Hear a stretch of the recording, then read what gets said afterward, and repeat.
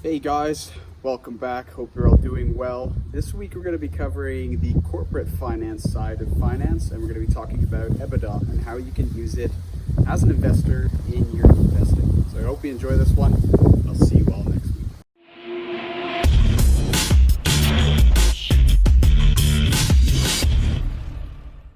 Welcome everyone, and this week we're going to be talking about Ebitda. So, what does it mean, and is it useful in finance? That's the questions we're going to be answering today.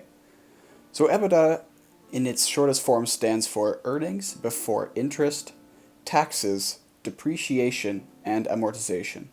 And we're going to walk through this in more detail because there's some big words involved with this. So let's walk through this. Ebitda essentially is a measure of gross earnings, which means that costs have not been subtracted because it adds back most of the costs from net income, which is no costs. It utilizes a company's total earnings and then subtracts interest from the outstanding taxes. And since debt interest is tax deductible, which means that the two essentially cancel out, and this is kind of a drawback. So this weakens the measure, especially when considering that investment property, capital, and human capital, which in economics we call labor, is excluded.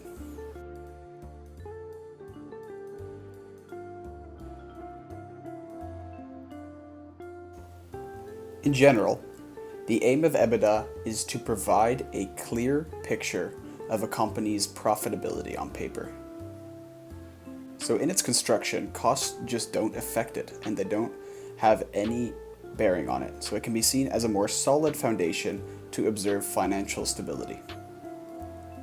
The measure is not required to be reported by US law, for reasons we'll look at below, but they can easily be calculated using financial statements of a certain company.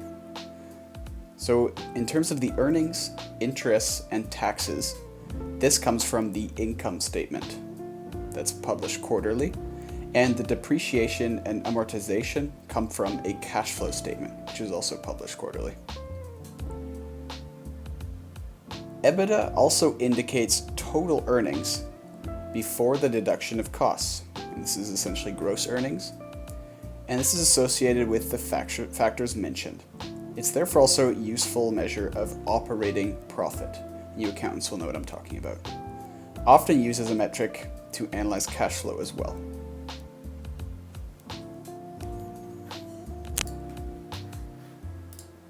In its most common use, Ebitda is used to compare similar companies in the same industry. The measure facilitates this by leveling the playing field, and we'll take a look at this here.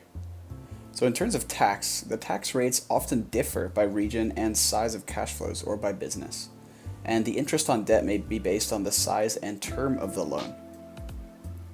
Additionally, certain types of equipment and intangibles may depreciate or amortize at different rates, and this all takes care of it.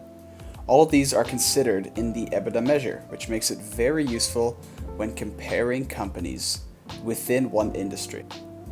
So let's backtrack a little bit and take a look at what some of these words mean. So first, let's start with amortization. So simply stated, it averaged the cost of an intangible asset over its useful lifetime. So a good example is a patent. If it costs $20,000 to buy a patent and expires in 5 years, we amortize this cost at $4,000 per year. Essentially, it's financing. And this differs from depreciation in that we actually assume there's no resale value at expiration of the patent. So now we can take a look at depreciation as well. It's a term often used in finance and in economics. So essentially what it is the delegation of costs of a fixed asset over its useful life. So an example would be that of a construction company that we'll use here.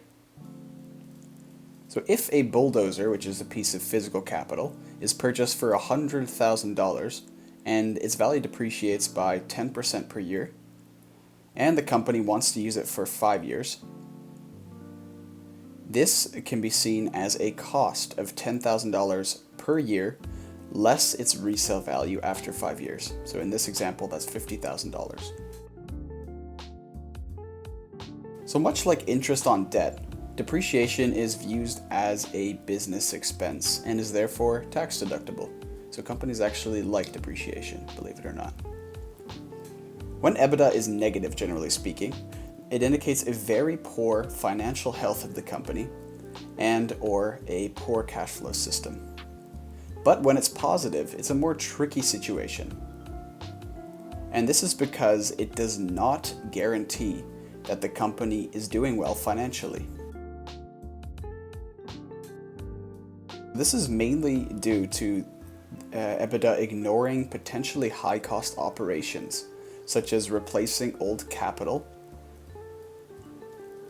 which is the depreciation that's overlooked, or high debt obligations of certain companies, which is the interest that's overlooked, high outstanding tax bills, which many companies have in the United States, which is the taxes that are ignored, and expired intangibles needing replacement, which is the amortization that's ignored.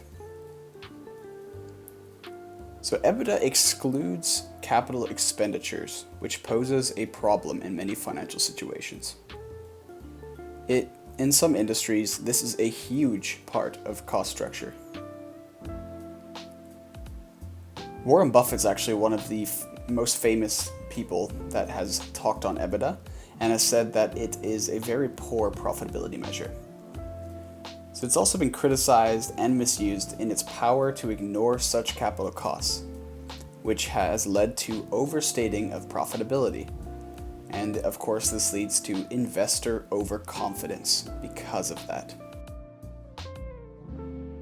So due to this ability to overstate profitability, the SEC, or Securities and Exchange Commission, has omitted EBITDA from financial statements legally and has replaced it with net income as the sole measure of profitability.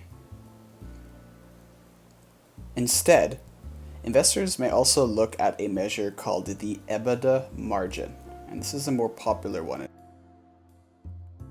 So it essentially divides EBITDA by total revenue of the company in order to highlight cost-cutting efforts that they're taking part in. It shows operating profit as a percentage of total revenue, which shows how much of it is unaccounted for, and these are then the costs. A high EBITDA margin illustrates a profitable company in that revenue and operating profits are close, which means there are low costs associated with it, besides the ones captured by EBITDA. And it creates a clearer picture for investors to see if the company is worth investing into. So in closing, EBITDA is not a convincing measure for investors to solely base their investment decisions on, but it is useful in terms of comparison of similar companies in the same industry. And this is much like the PE ratio. So the EBITDA margin and net income figures are more decisive in finding true profitability of a company and to make a more informed investment decision.